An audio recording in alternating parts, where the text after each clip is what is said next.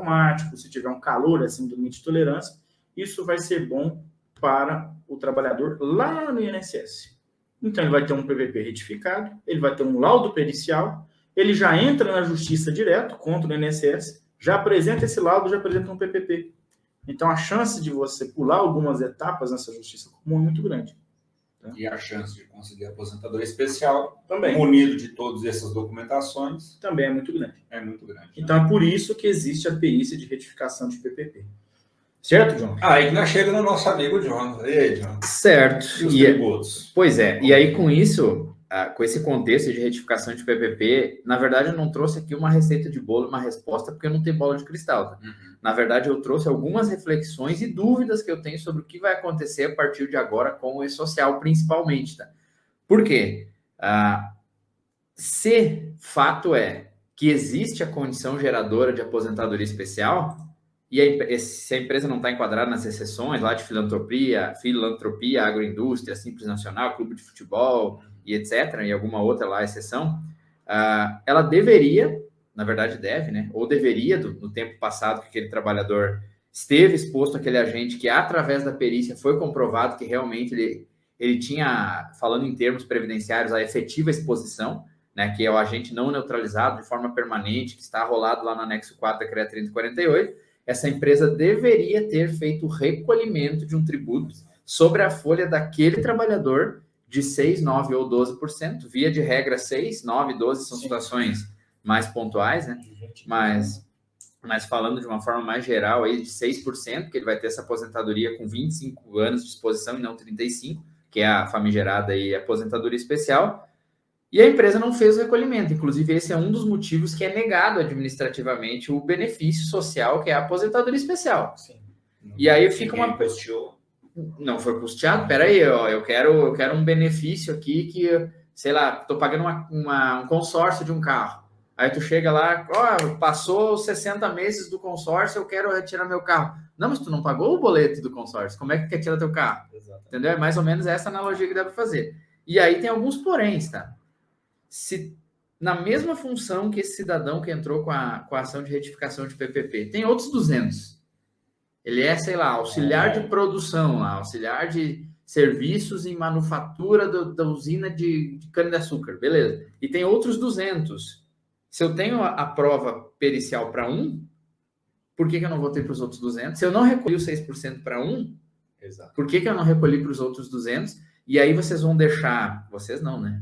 A empresa que tivesse problema aí, vai ser cada vez mais comum, ela vai deixar, então, um ponto solto para a Receita Federal do Brasil usar do princípio da circularização, ou circularidade, agora não lembro exatamente o nome, mas que eles vão conectando os pontos para saber se a conclusão dos laudos da empresa, do LTCAT no caso, que é uma obrigação acessória que embasa o tributo, se tem algum ponto mal amarrado ou não, para a Receita poder, então, eventualmente, cobrar esse tributo da empresa que não recolheu. Isso é entendido como sonegação fiscal, e nesse momento, além da retificação dos recolhimentos dos últimos 65 folhas de pagamento, dos últimos 5 anos, ainda vai ter a multa mínima de 75% em cima. Sobre o montante que foi apurado, né? Então, falando aí de números reais de 10 mil, vai para 17.500. 1 milhão...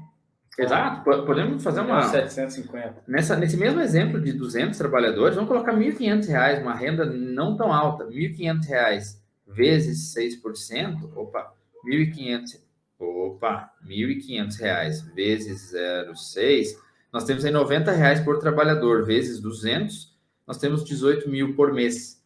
Vezes 65, nós temos 1.170.000, vezes 1,75, 75% da multa, a gente está falando na casa de R$ 2 milhões, de uma empresa com 200 trabalhadores com uma remuneração média de 1.500. Você jogou baixo. Joguei baixo. Massa salarial. Exatamente. E tem um outro agravante ainda, que agora todo trabalhador, agora não, vai ser a partir do ano que vem, né? O PPP do trabalhador, ele não vai mais receber o papelzinho na rescisão. O PPP do trabalhador, não vai dar para ver, talvez está muito longe, mas você, com esse negocinho aqui, ó. Vou aproximar aqui para a galera. Chamado Meu INSS. Yes. Então, o contexto todo do e-social, do PPP eletrônico, é sair do papel, aquele PPP tradicional, que foi alterado com a IN 128 agora, saiu dados do médico, tem que ir o número da matrícula do e-social, que muita gente nem alterou. Se não vou alterar isso aí, final do ano já vai cair fora mesmo, é o que aconteceu muito por aí. Então, vai sumir esse papel e agora o trabalhador vai ter o seu PPP aqui, através do S2240 do e-social. E a qualquer tempo ele vai poder olhar aqui, opa, peraí, mas essa descrição da atividade não é só o que eu faço mais coisa. Não está aqui que eu opero a empilhadeira, não está aqui que eu vou lá fazer pintura eventualmente, e vai começar a ter mais questionamentos. Informação instantânea, né, John? Tempo real. Hoje o gargalo é exatamente isso, né? Que hora que o trabalhador recebe? Não, quando ele sai da empresa, né? É ali naquele momento que ele bate, mas peraí, isso aqui não, eu não fazia isso aqui. Ou, cadê as outras atividades que eu faço? Mas peraí, eu ficava naquele barulho todo lá, naquele ruído, não tem ruído aqui? Que negócio exatamente. É esse, né? E tem a situação também de que, pensando pelo outro lado agora, para os profissionais aí que trabalham assessorando, prestando consultoria ou dentro do SESMIT das empresas, que é o momento de mostrar o valor da engenharia e do profissional técnico de segurança, né? Mais do que nunca nós temos que profissionalizar o mercado. Por quê? Porque o PPP, que por mais que fosse um documento tão importante, que é um documento público e que tão importante mas é tão porcaria que a gente encontra por aí, LTCAT mal feito, concluindo só insalubridade, sem falar de GFIP, sem falar de nada. E aí quem sofre no fim é o trabalhador, que lá quando vai se aposentar, depois de ter se lascado décadas, aí que ele vai descobrir que aquele documento não vale praticamente nada, precisa entrar judicial, precisa de perícia, precisa disso, daquilo. Tá na hora da gente começar a levar um pouco mais a sério, porque pode entrar com perícia de retificação, com ação trabalhista de retificação, pode. Pode ir questionar lá no SESP, na RH da empresa, mostrando meu INSS na mão? Pode. Agora, quer dizer que só porque ele está questionando a empresa não tem razão? Não. A empresa pode realmente ser verídico todas as informações.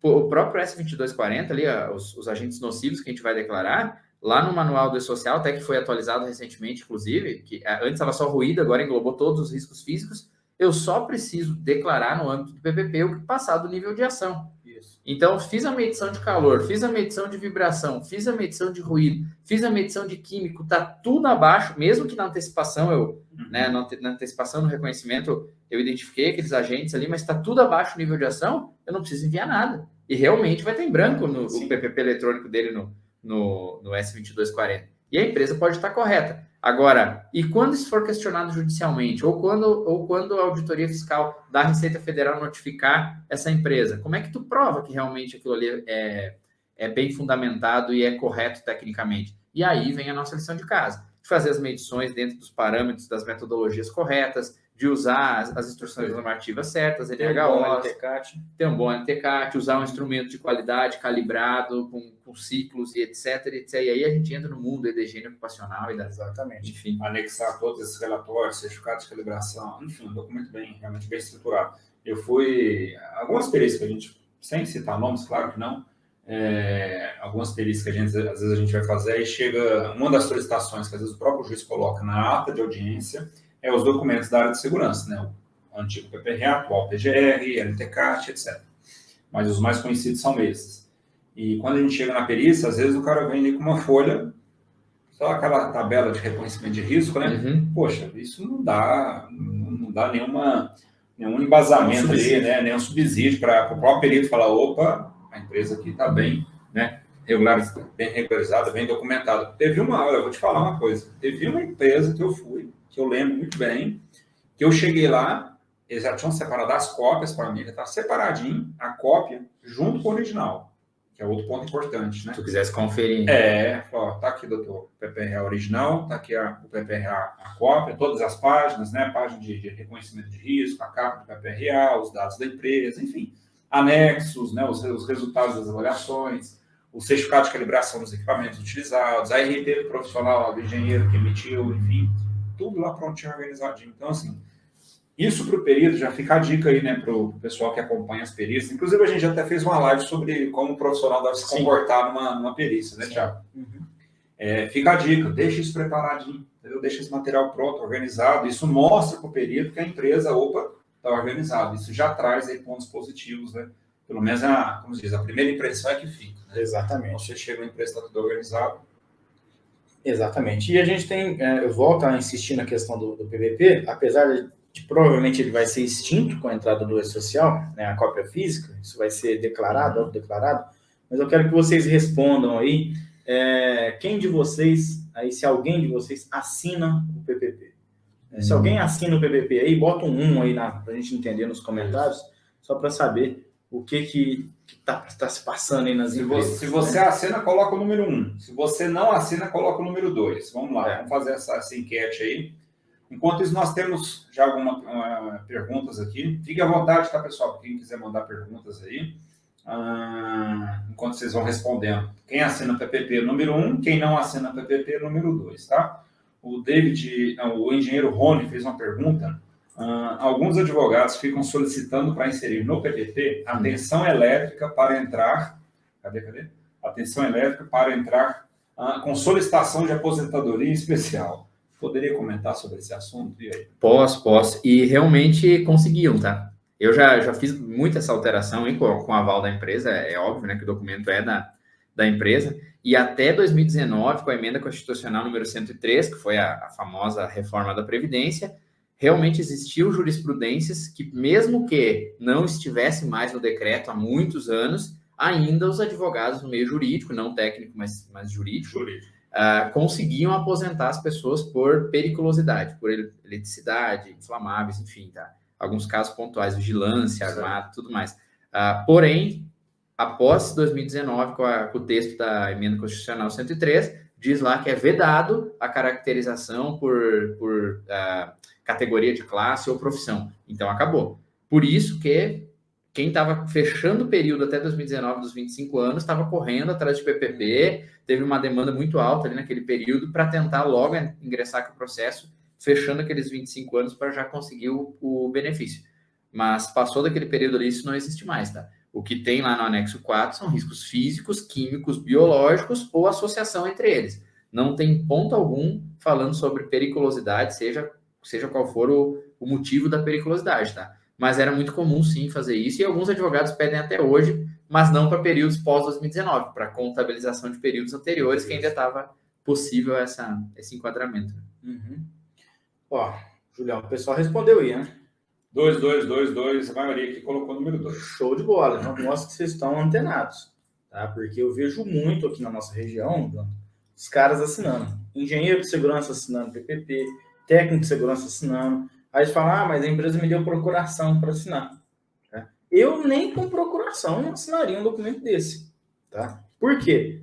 Porque ele é um documento em que o responsável legal da empresa tem que validar. Seja ele o proprietário, o diretor, o gerente, enfim, você não tem essa responsabilidade legal. Né? E existem consequências para quem assina. Né? Eu tenho PPP que meu nome está rodando no Brasil todo. Por quê? Porque eu fiz o LTCAT. Então, lá no campo 16, né, que são responsáveis pelos registros ambientais, está o meu nome. E eu vou responder por tudo que tiver dentro daquele laudo. E eu sei disso. Né? E eu estou muito tranquilo, porque eu sei o que eu escrevo. Né? Agora, eu não assino o PPP. Por quê? Porque, além do risco, tem lá proficiografia, tem CBO, tem setor, função, tem vários outros itens que extrapolam a minha competência de engenheiro de segurança, né? Que foi quem elaborou o laudo. Então, isso é muito importante. Né? E existe responsabilidade civil e criminal, né? Caso tenha documentação, falsidade nessa documentação, informação errada. Né? E eu vejo muito PPP errado, às vezes os caras fazem para ajudar o trabalhador. Às vezes o dono da empresa quer falar, não, esse cara trabalhou muitos anos comigo, vamos ajudar ele.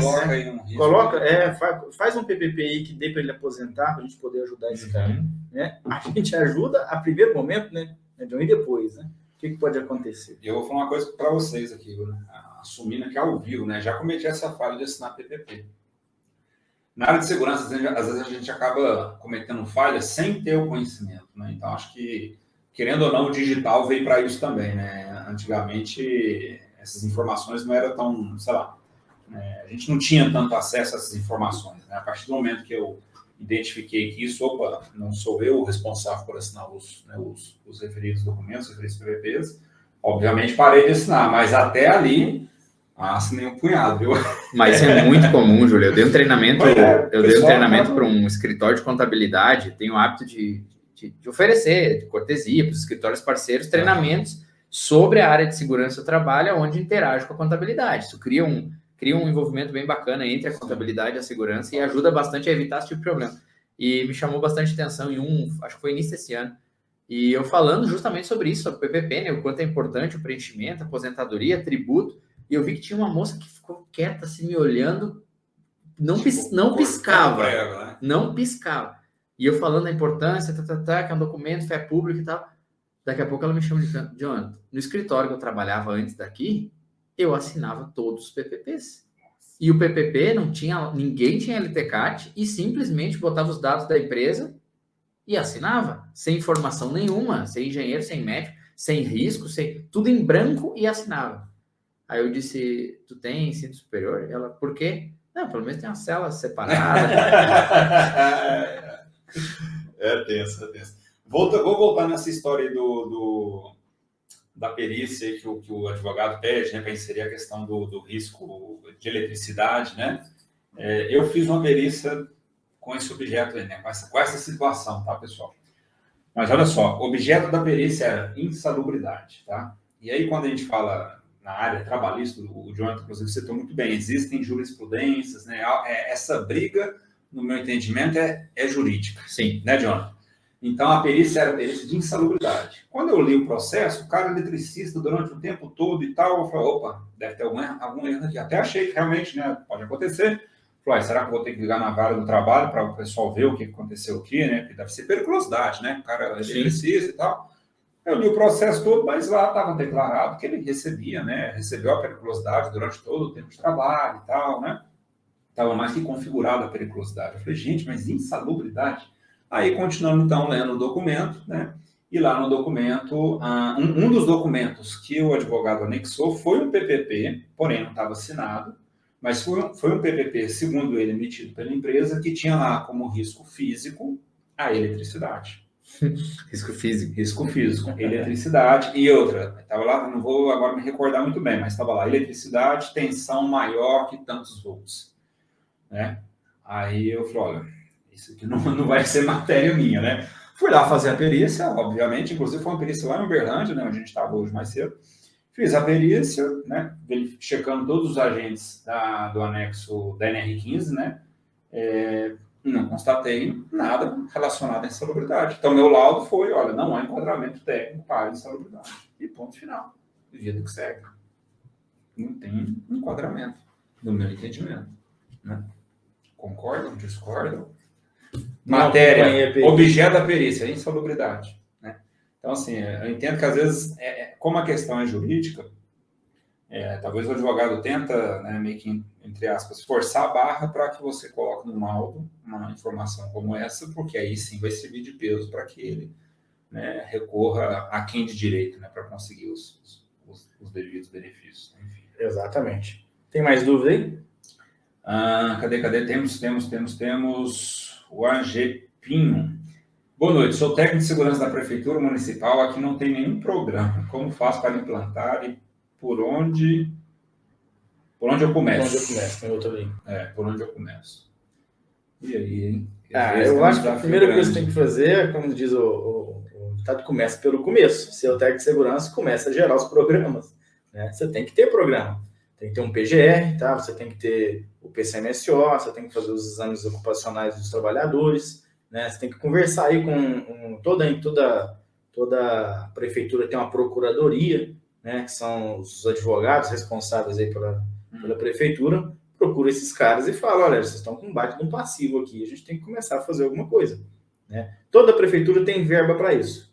Tá? Eu sei porque a gente participa de muita licitação aqui e todo ano eles estão contratando. Então, é a hora de você falar, olha, eu preciso de verba para fazer os laudos, inclusive o LTCAT. Tá? Agora, tem que se atentar ao seguinte, servidor público, legislação separada. Tá? A não ser que eles sejam seletistas. Então, a primeira coisa que você tem que fazer é verificar qual é a legislação da sua cidade. Existem cidades que têm legislação própria na questão da previdência. Uberaba, por exemplo, é uma. Tá? Os servidores aqui têm uma previdência exclusiva, não é o INSS. Tá? Então, você precisa verificar quais são as regras. Muitas prefeituras adotam as mesmas regras do INSS. outras adotam regras do Estado, enfim. Você precisa fazer um dever de casa aí, a Agripino, né? A GEPIN, para ver qual é a legislação que se aplica à sua cidade. Mas não, é perfeito, é isso aí mesmo. Inclusive, um caso curioso, eu fiz um laudo de insalubridade para uma prefeitura lá do Rio Grande do Sul e era uma legislação própria para os servidores. E os adicionais não tinha nada quantitativo, era 100% qualitativo e era por atividade, tipo varrição de rua, era adicional de 20%. E as escalas do adicional era 10, 20 e 30% de insalubridade sobre o salário, não é salário que chama de servidor, né? Mas, enfim, é outro nome que chama lá, não é salário. Mas, enfim, era 10, 20, 30 sobre o base. Eu também já presenciei uma situação. Inclusive, eu estou participando de algumas perícias como assistente técnico, em que é essa situação, exatamente. 10, 20... Agora eu não lembro se o máximo deles é 30 também, ou se é 40, mas em cima do básico, salário básico, vamos chamar. Pois eu tenho um caso parecido. Eu fui contratado numa prefeitura, na região, para fazer o LTCAT, na verdade, na Câmara dos Vereadores, para fazer o LTCAT, fiz o LTCAT da Câmara, e eles me chamaram para uma reunião lá, né? Cheguei, os 14 ou 15 vereadores me esperando numa mesa grandona, assim, e começaram a questionar, mas por que a dona fulano de tal, eles conhecem lá tudo nominal, você falou aqui que não se aplica a insalubridade para ela, era a menina da limpeza, limpeza e cafezinho. Que a intenção era fazer para poder conceder, não sei o que e tal. E eu fui puxar, falei, olha, senhores, né? Infelizmente, aqui a legislação não se aplica. Na legislação de vocês, não tem adicional. Vocês se remetem lá ao anexo da NR15, tá? Não tem insalubridade e, pelo decreto 348, não gera aposentadoria. Então, tanto no laudo de insalubridade quanto no LTCAT, não tem adicional. E gastei uns 40 minutos ali explicando para eles que não dá e tal. E eles falaram, como é que a gente resolve isso? Eu falei, olha, o que vocês querem? Realmente é fazer o adicional? Ela vai ganhar o adicional. Eu falei, então vocês estão aqui, ó, a casa da legislação, né? Muda, faz um projeto de lei aí, um de vocês aí, e coloca uma legislação específica, né? E assim fizeram. Né? Fizeram a legislação, aprovou, o prefeito sancionou, e está valendo lá a insalubridade para servidor. Eu não posso dar aumento, mas eu vou dar um jeito e dar um benefício. Exatamente. Vocês viram, né? Sugestão do Thiago, vocês viram aí, né? Mas é o fato, mesma coisa. Eu quero adicional de insalubridade para motorista de caminhão. Cara, faz um projeto de lei aí, consegue uma aprovação. Antes isso do que tu fazer o laudo errado. Do que eu fazer o laudo errado. Né? Eu só apenas faço para agradar a legislação. A Câmara, né? Exato. Então, é desse jeito. Tem mais aí? Temos mais perguntas aqui do Flávio Almeida. O nível de ação é considerado em uma perícia ou apenas o limite de tolerância? Alguns profissionais da área de segurança e saúde só adotam medidas preventivas apenas se baseando no limite de tolerância.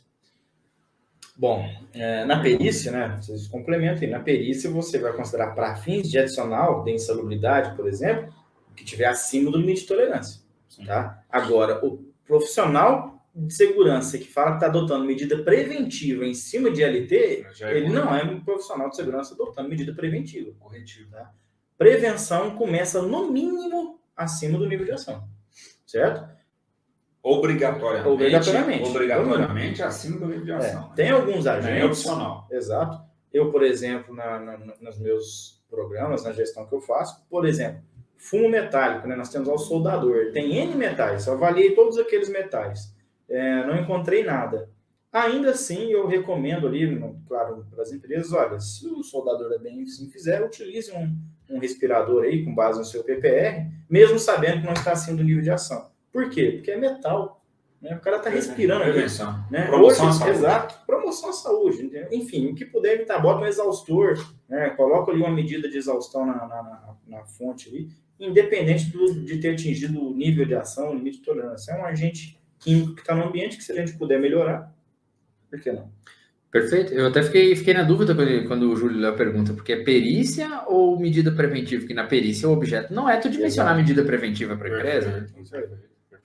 Inclusive, foi boa essa observação sua, John.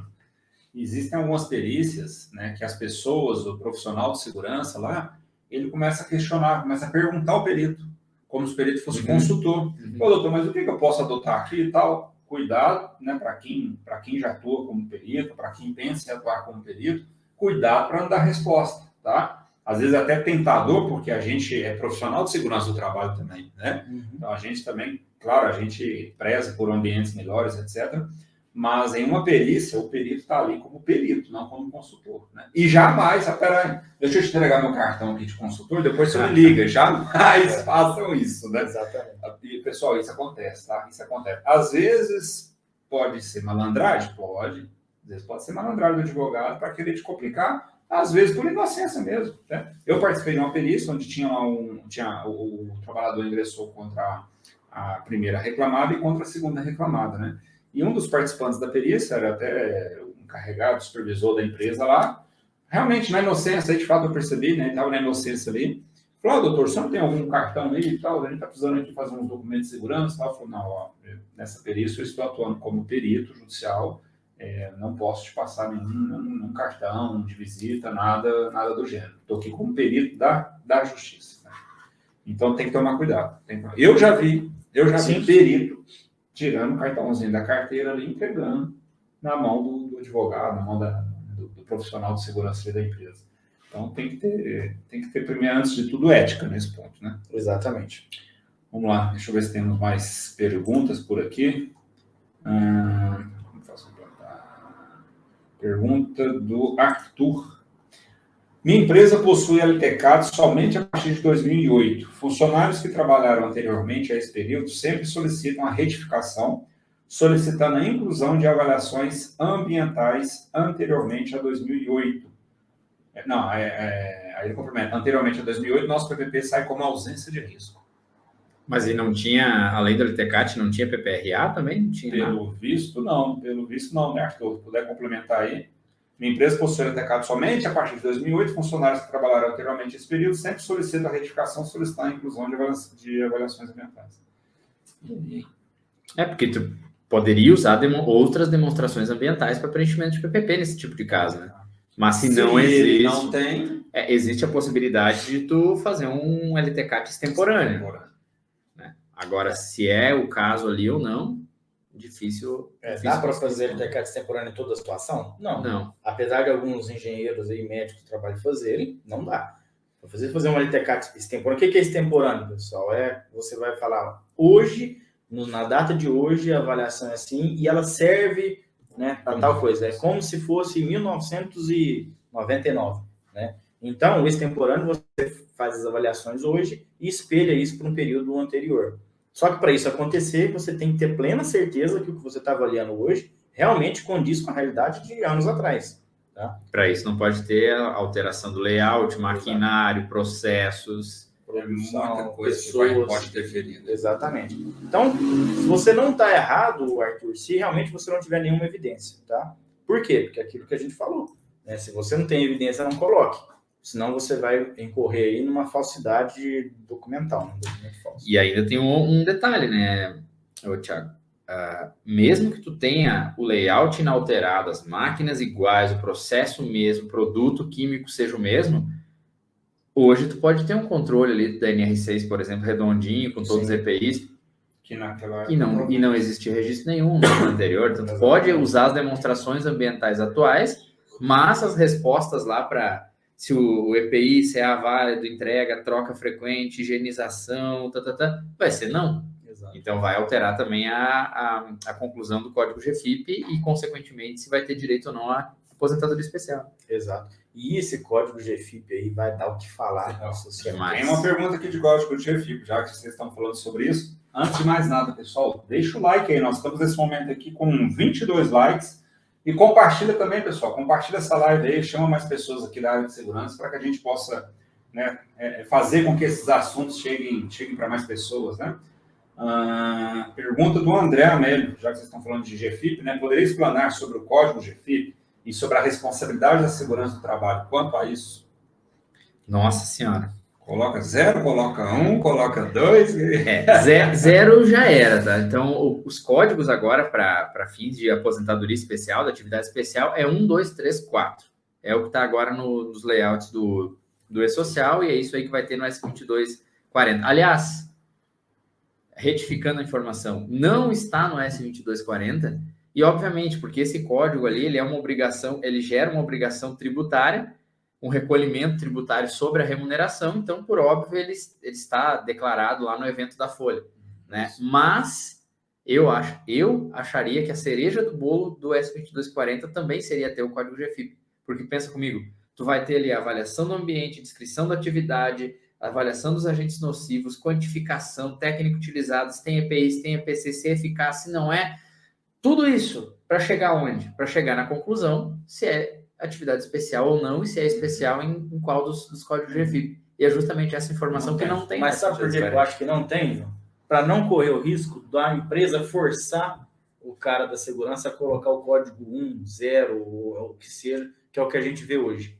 Tá? Hoje a gente vê muito PPP, raro PPP, que está lá com a condição geradora de aposentadoria em que o GFIP seja 4, por exemplo. Muito difícil. Tá? Por quê? A própria instrução dos advogados não coloca 0 e deixa o pau moer. Agora o pau vai moer online, né? Porque nós vamos colocar lá, por exemplo, um ruído de 86, tá? Se ele já é 86 dB e habitório permanente, já quer dizer que a medida de controle não existe, administrativa e coletiva. Então, você vai fazer o quê? Vou botar um EPI. EPI não atenua. Para ruído, não. Para ruído não atenua. Então, a segurança vai fazer o papel dela. Eu estou informando. Tá? O RH que tem que fazer o papel dele. Opa, peraí, então nós temos que pagar. Ah, não está pagando? Quem vai fazer esse cruzamento? O leão. Exatamente. Então, fazendo um grande resumo, um arrazoado sobre a questão do código GFIP, tá? Fiz o LTCAT dentro dos parâmetros da nova IN 128, já não considerando EPI para ruído, etc. Esquecendo a parte de higiene ocupacional e normativa agora. Partindo do princípio que o LTCAT está feito corretamente, tá? Concluiu que não tem exposição a agente nocivo quem seja aposentadoria especial. Lá no E-Social, GFIP 1. Existe a condição de aposentadoria com 15 anos de exposição, que a empresa vai recolher 12% sobre a folha de pagamento daquele cidadão, GFIP 2. Existe caracterizada a condição de que aquele cidadão vai se expor por 20 anos, vai recolher, então, sobre a folha dele 9%, GFIP 3. E o mais comum de todos, que é a exposição de 25 anos, que é o recolhimento de 6% sobre a folha, que é o GFIP 4. Que normalmente quem está em indústrias, exceto ali mineração subterrânea, asbesto, etc., já deve estar habituado. Ou é 1 ou é 4, né? Então, ou é 0 ou é 25 anos, ou não recolhe nada ou recolhe 6%. Então, basicamente, esse é o grande peso aí daquele código GFIP, que é só um númerozinho, PPP, né? Isso. Só um númerozinho. É só uma alteraçãozinha que o advogado do ex-funcionário pediu para ele conseguir se aposentar. Seu Joaquim lá, coitado, era tão bom funcionário, vamos dar uma mão para ele. E agora vocês vão começar a deixar rastros para possivelmente a Receita Federal estar usando aquilo como argumento para te cobrar por que tu não está recolhendo de todo mundo, então. Exato. Se o seu Joaquim tu alterou o PPP dele. Por isso que, no meu entendimento, os criadores lá do E-Social tiraram essa responsabilidade de informar esse GFIP do profissional de segurança. Porque o 2240 é o profissional de segurança. Se você colocar na mão de alguém da contabilidade, de recursos humanos, ele não vai saber alimentar. Né? Mas geralmente os profissionais eles são pressionados. Né? E essa responsabilidade do pagamento precisa ser de quem realmente tira o dinheiro do bolso e faz o pagamento. E não é o profissional da segurança, não é o CEST. É o administrativo, é o RH, é a direção da empresa. Né? Então, esse cruzamento de código é o que você precisa, profissional de SST, chegar na sua empresa e explicar. Tá? Fala, olha, nossos registros aqui estão acima dos limites, nossos controles estão falhos, o laudo já considera que gera aposentadoria, nós precisamos mudar, porque senão vai ter alteração aí na folha de pagamento. E sabe que eu já tenho, não precisa nem ser evidente para saber que isso vai acontecer, tá? Porque já não acontece no papel, imagina no eletrônico, né?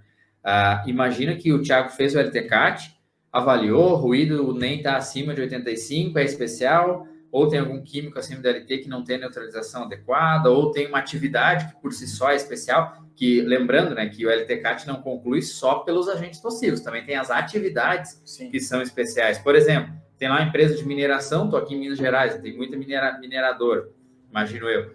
Então tem o operador de perfuratriz martelete pneumático. Esse cara não precisa medir nada. Pela simples atividade dele, já tem um código lá na tabela 24 específica só para atividade e é especial. Aí imagina no teu LTCAT que tu colocou a atividade do cara lá certinho, tu enviou o S2240 com o código da atividade e pelo anexo 4 do decreto 3048 é especial, e tu e o contador da empresa que tu fez esse LTCAT, vocês nunca se conversaram. Tu nunca pensou assim, olha, é interessante a contabilidade ter acesso ao meu laudo e saber minhas conclusões para questões tributárias. E tu nunca fez isso. E o contador também nunca disse, olha, para mim fazer o apuramento sobre a folha aqui, no meu evento aqui da folha, eu preciso que o engenheiro de segurança me passe se tem um recolhimento extra aqui de financiamento de aposentadoria. Ele também nunca te perguntou isso. E agora, como é que vai ficar? Tu vai ter a informação no laudo, tu vai ter o código ali que já é ensejador por si só, dos 6% sendo recolhidos, e no evento da folha tu simplesmente não tem os 6% recolhido. Será que existe alguma dificuldade para o software com inteligência artificial da Receita Federal simplesmente pegar esses dois eventos e fazer assim, ó, tem dinheiro aqui para mim buscar? Nenhuma dificuldade. Zero, né? Exatamente. Aí, pessoal. E hoje em dia, a tecnologia está aí justamente para fazer esses cruzamentos fáceis, né? Na verdade, isso já acontece há muito tempo, né? Falando de Receita Federal. Sabe a analogia? Sabe a analogia que eu tenho feito assim, com algumas pessoas que eu converso? Mas agora, a partir de agora, as empresas vão ter que começar a recolher isso aí. Eu sei que eu atendo centenas de empresários e nem todos, claro, tem empresas pequenas que não são impactadas, mas muitos que são da empresa do lucro real e presumido, já uma dica para o pessoal, quem é impactado por isso, via de regra, empresas do lucro real e presumido, tá? E eles dizem, agora eu vou ter que começar a pagar isso aí. E, na verdade, não é isso. Na verdade, agora tu vai começar a pagar o que sempre deveria ter pago e até agora tu conseguiu dar uma escapadinha, entendeu? Então, agora talvez seja o momento da gente começar a pensar em realmente implantar medidas de engenharia. Sim. Medidas no ambiente, no trajetória, coletivas. Que a gente sempre falou, mas... É isso. E a questão do digital, se tu pegar nota fiscal, por exemplo, tiver essa analogia, tá? Antigamente, vocês já não são tão novinhos, né? Vocês já não cozinham na primeira fervura igual eu, então vocês vão lembrar que era bloco de papel, né? Tu não lembra, não? Claro. Não era assim também, não. Nunca vi. Mas então tu é bom de ano e ruim de quilometragem, hein? Mas o que acontecia se eu saía do fornecedor sem nota fiscal, saía de madrugada, saía, sei lá, ou arriscava mesmo, e chegava no meu cliente sem nota fiscal, entregava sem nota fiscal, o cliente podia vender sem nota fiscal e ninguém recolhia tributo nenhum. Se o guarda não me pegasse, o guarda no meio do caminho ali e constatasse que eu estou sem a nota. Isso. Agora, com a nota eletrônica, acabou. Porque a matéria-prima tem nota, eu vendo, tem nota, chega, eu só vou ter nota de entrada, não vou ter nota de saída. Então, meio que eliminou, óbvio que sempre tem como, né? Brasileiro é fantástico, mas eliminou muito a sonegação fiscal, falando de venda de produto, quando a nota fiscal deixou de ser papel e se tornou nota eletrônica. É tudo na fonte agora, já sai calculado na nota. É o que vai acontecer agora com os laudos de segurança do trabalho, né? Principalmente onde envolve tributos. E o que mais me dói no coração é que tem profissionais de segurança do trabalho que ouve a palavra tributo e acha que não tem nada a ver com isso. Não, isso aí é contabilidade. Será? Financeiro, isso é o fiscal, isso é o financeiro. Mas, né? Sim. A gente até fez eu não lembro muito bem se foi um stories, se a gente falou isso numa live, no domingão da prevenção, né? Sobre o envolvimento, né, da segurança do trabalho, né? Sobre os papéis, as responsabilidades, né? Isso é da minha área ou deixa que isso é a contabilidade que está cuidando? Aí você vai na contabilidade, não, isso é da segurança do trabalho. Aí, não, é do RH, não, RH não, é do fiscal, do financeiro. Bom, daqui a pouco não tem ninguém. É o cachorro com 5 donos, está morrendo de fome. É mais ou menos isso. Não falando da aposentadoria especial agora, mas do FAP, é a mesma coisa quando se fala de contabilidade e engenharia, tá? Por quê? O contador ele tem que gerar as guias, fazer fechamento, definir regime tributário, fazer não sei o quê, FGTS, beleza. Aí quando chega assim, e calcular os tributos sobre a folha e gerar guia para o financeiro pagar. Tá, mas o contador, por que esse imposto aí cada ano ele aumenta, diminui? Isso aí é coisa de benefício, isso aí não é comigo, isso aí é com a segurança. Por sua vez, a segurança, eu tenho que fazer meu PGR, monitoramento ambiental, extintor, CIPA, Tá, mas as conclusões ali dos benefícios, isso aí acaba impactando no negócio lá do tributo sobre a folha, do FAP. Não, mas aqui tributo também não é comigo, tributo é com o contador. Ou seja, tu percebe que antes de chegar no problema, se tu não sabe do problema, tu não vai pensar na solução, obviamente. Antes de chegar no problema, eu já empurro para outro dono. E aí, no fim, fica sem dono isso. E as pessoas perguntam, por que o FAP ele envolve tanta grana e ele é tão pouco conhecido, tão pouco tratado nas empresas? Porque é um cachorro que não tem nenhum dono, não é nem 2 donos, tá? Se fosse 2 donos, maravilha. A contador, não, eu quero cuidar disso. Não, eu quero cuidar. Não, é o contrário, ninguém quer cuidar disso. Tá todo mundo dando bicudo no cachorro, né? Isso aí. E o cachorro não tem dono, mas o leão tá vivendo, né? E o povo tá gastando dinheiro aí e não tá sabendo. Agora, Jonathan, e o cara, e o profissional, então? Pessoal, valeu por terem compartilhado aí a live, né? Mais pessoas chegarem na nossa live, então valeu demais. Muito obrigado a todos aí. E para quem curtiu também, para quem já deixou o like, valeu demais também. E para o profissional que tem esse conhecimento aí, né? Do FAP, do Facet, do Gildrate, enfim, né, todas essas sopas de letras que você fala aí nas suas redes digitais, né? E aí, e esse cara que tem esse conhecimento? É um cara diferenciado ou não, na visão dos senhores? Thiago também. Cara, eu só consigo olhar pro seu tupete de lateral, olha ali. Gente, vou te falar um negócio. Uma pergunta aqui bacana, o cara...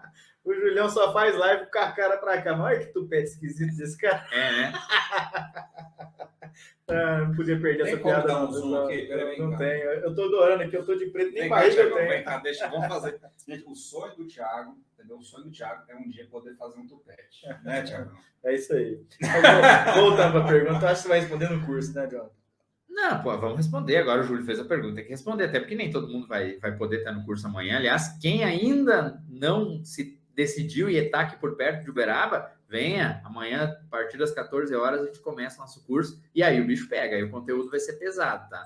14 horas, só reforçando, 14 horas. Então não tem desculpa, eu moro longe, gente. 14 horas, 2 horas da tarde. Não, dá o pra cara rodar caindo pra caramba, né? Dá. O cara colocando às 9 horas da manhã de São Paulo, a gente chega aqui. Inclusive, tem gente de São Paulo vindo, né? Sim. Tem uma galera de fora aí. Cara, isso é interessante, ó. Vamos lá. Isso é interessante, né? Tem uma quantidade, eu acho, né, Thiago, pelo menos os últimos números que a gente viu, a maior parte dos profissionais que vão participar do curso amanhã são profissionais de fora. São de fora. Não é? Sim. São profissionais de fora, né? Nada contra a galera de Uberaba, até porque a maior parte dos nossos amigos da área de SST são de Uberaba, né, Thiagão? Então, pelo amor de Deus, viu, galera? Mas olha que interessante isso, né? O pessoal de fora, agora há pouco estava falando com um colega no Instagram, o William, se não me engano, o William, né? Que eu até te mandei lá, está vindo lá de Lavras, né? Tem pessoas vindo de São Paulo para fazer o curso do Jonathan, porque assim, gente, não é porque ele está aqui não, mas é um conhecimento diferenciado.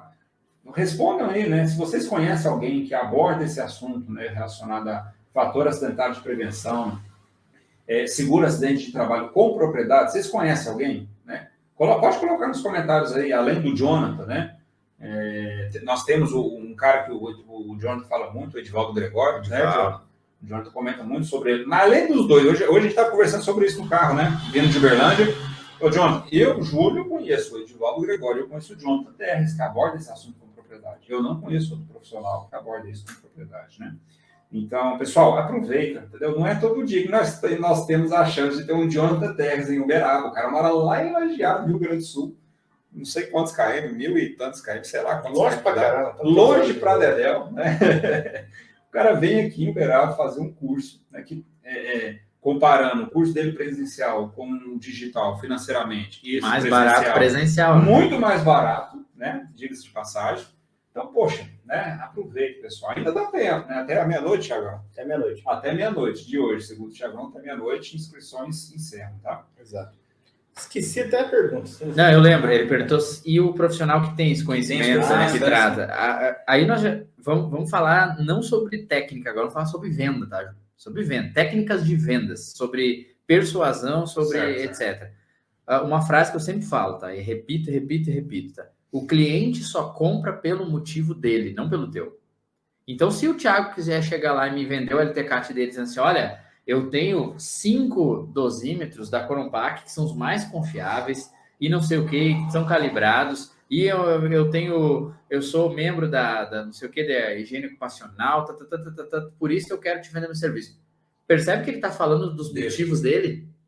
Qual é o meu motivo? Qual é o motivo do empresário contratar algum serviço? Por que ele contrata uma consultoria financeira? Para tomar as melhores decisões e ganhar mais dinheiro. Por que ele contrata uma equipe de marketing? Para vender mais e ganhar mais dinheiro. Por que ele contrata, sei lá, uma empresa de logística mais eficiente? Para entregar mais rápido, mais barato e sobrar mais dinheiro para ele. Ou seja, qual é o motivo dele? Ter mais dinheiro no caixa, aumentar o lucro, entendeu? Então, segurança do trabalho gera receita para a empresa? Não, a gente não gera receita, porque a gente a empresa não vai vender a segurança que ela tem dentro. Agora a gente reduz custo. E se eu reduzo o custo, o lucro é a diferença entre receita e custo. Não aumentei receita, mas reduzir custo, sobra mais lucro. Se eu conseguir mostrar quanto segurança do trabalho representa em lucro no bolso dele, aí eu vou estar falando a língua que ele compra, porque eu estou falando em dinheiro. E quando tu fala assim, ó, da perícia que pode acontecer, é importante, tá? Pelo amor de Deus, até vocês vão me bater aqui, mas da fiscalização que pode acontecer, etc., que pode acontecer, ele até vai se preocupar com aquilo, mas ainda vai, em algum momento, contar um pouquinho com a sorte. Tem a dúvida, né? Eu vou deixar mais uns 3 meses, 6 meses, a gente vê isso aí. Agora, quando tu pega a folha de pagamento dele, a guia GFIP dele, que todo mês a mês, ano a ano, ele vem pagando, tu detecta muitas vezes, a maioria das vezes, que está pagando mais do que poderia estar pagando. E digo mais, e na maioria das vezes ele nem sabia que estava pagando mais, o porquê que estava pagando mais, e aí tu mostra aquela montanha de dinheiro que ele já pagou, que ele já perdeu, e aí tu faz a pergunta, olha, tá aqui, 800 mil, 900 mil, 1 milhão, tu perdeu nos últimos 2, 3 anos, tu quer continuar perdendo ou tu quer fazer alguma coisa? E aí ele pensa assim, puxa vida, como é que nunca tinha falado isso? Esse 1 milhão aí poderia ser um Porsche na minha garagem que ainda não deu para comprar, que eu queria. Aí pode acontecer, né? Ele chama o cara de segurança, vem cá.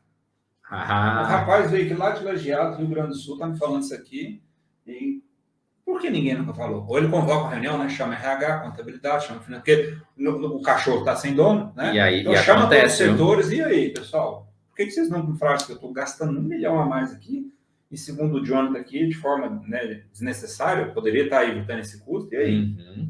Quem que não fez o dever de casa? Assim, eu já tive dezenas e dezenas e dezenas e mais dezenas de reuniões com o dono da empresa, quando eu vou apresentar o meu serviço da empresa, né? Além, eu tenho também uma, né, para quem não me conhece, eu tenho também 2 clínicas de engenharia e medicina, então a gente faz toda a parte trabalhista também, PGR, PCMSO, tem laboratório, médico, ASO, então a gente faz toda essa parte mais convencional também. Só que um grande argumento comercial que eu tenho é que, além de tudo isso, eu vou ter ainda todo um cuidado tributário, tanto do financiamento da aposentadoria, visando neutralizar risco, exposição, etc., como evitando benefícios a unhas e dentes, buscando que não aconteça, para não aumentar o FAP, treinando a parte de RH, DP, SESB das empresas, para que eles entendam esse contexto e me ajudem a evitar ao máximo que isso aconteça, tá? E uma das situações que eu já vi em reunião com o dono, por exemplo, eu explicar o que é o FAP, ele não fazia a mínima ideia do que é, ligar na contabilidade, pedir a senha, mostra para mim. E na tela do computador dele, nós abrir, tá 1.6, alguma coisa lá, FAP absurdo, muito alto. Folha do cara de 300 funcionários, não era tão baixa assim. Juro por Deus, papel e caneta. Papel que fiz as contas na mão para ele. Quanto que vai ser a tua folha esse ano, Júlio? Vai ser 4 milhões e meio, mais ou menos. Teu FAP tem 1,6, tá? 4 milhões e meio, 3% que é teu RAT, daria tanto. Então, tu poderia estar pagando metade disso, tá? Se for 0,5, só que tá pagando 1,6, pagando mais que o triplo. O cara então, da cadeira. Então, se tu tirar o mínimo que tu pagaria de qualquer maneira, só o excedente que o teu prejuízo vai ser de tanto. É? E ele virou assim, começou a escrever um e-mail na minha frente, no meio da reunião. Como é que chama mesmo isso aí? O FAP. FAP, tá. Quanto que é ali? Tu me deixa esse papel? Deixo. Ele pegou o papel. Na minha frente, ele mandou o e-mail para o técnico de segurança, que não tinha engenheiro da empresa, né? Para o técnico de segurança e para a contadora dele. Eu não queria precisar responder aquele e-mail. Nem eu. Bom, eu já falei, já contei nos stories dias atrás na minha rede, de boaça, sem problema nenhum. Eu acho aquilo, né? Igual eu falei agora há pouco, que eu também já assinei PPP, já fiz muita coisa errada na área de segurança. A gente precisa aprender e não fazer mais, cometer os mesmos erros. Não só na segurança. A partir do momento que a gente faz, não só na segurança, exato. A partir do momento que a gente sabe que aquilo é errado e continua fazendo, é um problema. Mas o meu gerente me chamou, me ligou, falou, Júlio, explica esse negócio aqui. A contabilidade mandou esses relatórios aqui, então me explica mais sobre o FAP, o fator acidental de prevenção. Quero entender mais sobre isso. E eu não dei conta. Não falei um A. Desculpa, não conheço sobre o assunto, eu vou procurar, eu vou estudar e eu trago a informação para o senhor daqui a alguns dias. Então, assim, você passa aperto, né? O profissional, EPI, entrega de EPI, extintor, análise de risco, liberação de atividade, PGR, PPP, LTK, tudo isso é importante, viu, gente? Não podemos menosprezar e nem deixar de fazer, não. Mas a segurança do trabalho, existe um mundo diferente aí também. Existem outras caixas na segurança do trabalho, né? Onde o FAP, né, o SAT ocupa um espaço, as perícias, vou puxar a sardinha aqui, né? Porque é assim, não é porque a gente fala de perícias, não, mas é um assunto diferenciado que nem todos os profissionais conhecem. Assim como tem lá o compliance em SST, que é um assunto que poucos profissionais também falam, assim como tem o programa de proteção respiratória, a segurança comportamental, quer dizer, tem vários conhecimentos da segurança do trabalho que o profissional precisa, ele não precisa ser expert naquele assunto, né? O cara que quer ser expert em todos não vai dar conta, mas pelo menos saber que existe. Exatamente. E às vezes é um argumento poderosíssimo que a gente teria até para justificar implementações, ações, investimentos que a gente não consegue. Falei até com a Amanda tempo atrás, a esposa do Thiago, que é ergonomista, né? E às vezes para implementar uma análise ergonômica e algumas adequações, vai, R$50 mil. A empresa vai achar caro, né? Agora, se tu pegar um benefício que custou 300, num setor que tem 50 pessoas e a qualquer momento pode estourar algum problema ergonômico em qualquer outra pessoa e aquele prejuízo continuar se multiplicando, aqueles 50 mil na hora se tornam barato. O dono da empresa diz, mas eles não fizeram ainda por quê? Exato. Entende? Porque tu não tem o parâmetro de comparação. Aonde tu precisa gastar 50 mil, com o quê? Com ergonomia. Por quê? Porque é importante para o trabalhador não se machucar. Tá, mas e qual é o meu parâmetro de comparação se vale ou não a pena? Agora, olha, porque a gente teve aqui 6 benefícios no último extrato do FAP, desses 6, 4 era por problema ergonômico, e esses 4 representaram 450 mil de perda no último ano. Opa, peraí, pega aqueles 50 ali e faz agora. Entende? Ou questões de acidente também, né, Jânio? Acidente fatal impacta, certo? Sim. Então, um trabalho em altura, às vezes um projetinho que você fala, nossa, eu já cansei de falar que o enlonamento de caminhão, precisei desses 50 mil para poder fazer um projeto e nunca desempaca. Faz a conta do que o empresário vai pagar se tiver um acidente fatal por causa disso, além das questões de acidente, de indenizações, do que ele está gastando ali. Thiago, eu tenho outro exemplo, não precisa ser fatal. Tá? Eu tenho outro exemplo, justamente sobre trabalho em altura. Eu tenho um cliente que precisava instalar umas linhas de vida lá num setor que fazia manutenção de caminhões que voltam, enfim, com algum problema, e para ver escotilha e tal. Ia custar em torno de 30 mil. As linhas de vida, trava-queda retrátil, mais o equipamento que precisava, em torno de 30 mil, tá? Para uma empresa, 30 mil não é grande coisa. Agora, tu tirar 30, tu não vê o porquê melhor ficar com os 30 no bolso, né? E essa empresa, ela teve nos últimos 2 anos, nós zeramos o FAP dela. Tava 0,99, 0,97, baixou um pouquinho de 2 anos, que a minha cliente há vários anos já. E nos últimos 2, 0,5. Então, nesses últimos 2, a gente economizou 180 mil. 180 mil em 2 anos. E esses 180 mil, eu fiz um relatório e mostrei, olha aqui quanto é que nós economizamos por não ter tido nenhum acidente mais grave. Não precisa ser óbito. Um acidente que gerou mais de 15 dias de afastamento já impacta, tanto quanto às vezes. Diretamente. E olha, só que se o cara cair ali, quebrar um braço, quebrar uma perna, ele vai para o INSS e isso aqui vai por água abaixo. Com certeza vai custar bem mais do que a linha de vida lá que a gente está querendo. Cara, na outra semana estava aprovado. Não comprou por quê? A pergunta é, por que até agora não comprou? Exatamente. Essa questão de justificar em números eu acho que é fantástico. Claro, existe o lado da segurança, da prevenção, da saúde. Sim, claro. Né? Todo mundo acho que entende, né? Principalmente se for um profissional de segurança, saúde e segurança, que um laudo ergonômico é importante, né? Que uma análise ergonômica é importante, que um PGR, que um LTCAT é importante, que uma estrutura para um trabalho em altura adequado, para um espaço confinado adequado é importante, mas se você for justificar dessa forma, não é importante para a segurança dos trabalhadores, para a saúde, para o empresário, é mais difícil. Ele vai tendenciar em algum momento correr o risco. É mais complicado. Agora, se você joga dessa forma, é diferente. Porque ele vai falar, eu nunca tive acidente, nunca ninguém ficou doente. Então, bom, vamos lá. Temos mais algumas perguntas aqui. Várias perguntas, na verdade. O pessoal respondeu aqui, teve um colega que respondeu a respeito dos conhecedores, né, sobre esse assunto relacionado ao FAP. Cadê? Passei rapidinho aqui. O Anderson colocou, o grande Anderson Leal. Além do Jonathan, só conheço o Edvaldo Gregório. Então tá igual eu também. Tamo junto, Anderson. Só conheço esses dois, cara. Então olha aí, uma baita oportunidade, né? Pode ser você, o próximo. O Paulo colocou que amanhã, às 5 horas da manhã, estamos pegando a estrada de São Paulo. Olha aí, Parabéns, bola. Paulo Irakawa. O Paulinho, é isso aí. Ele é sócia dele, acho que vem. É mesmo? Olha aí que legal. Será muito bem-vindo. Vai ter pão de queijo, né, Thiago? Opa! Vai ter pão de queijo mineiro, hein? Bom, o Edinaldo fez uma pergunta aqui, acho que foi sobre uma observação que eu havia feito, né? Ele pergunta que o cartão não pode passar, mas o número de celular, e-mail, essas coisas, já consta no documento de aceite da perícia, lá no rodapé, no laudo, né? Sem problema. Sem problemas, tá? E é importante que tenha, viu, Edinaldo? É importante. Nos meus documentos também tem lá no rodapé o meu e-mail, o Thiago também tem, né? E-mail, telefone, porque se uma das partes precisar entrar em contato diante de alguma emergência, sei lá, o cara está indo para a perícia, aconteceu algum acidente, alguma coisa, precisa ligar, tá ali fácil acesso. Tá? O que o Júlio quis dizer de não deixar o seu cartão é aquela expressão que, não sei se você lembra da Praça é Nossa, né? Meu nome é João, tá aqui meu cartão, né? Para prestar serviço, né? Então, não faça uma perícia querendo prestar serviço na empresa depois, é isso.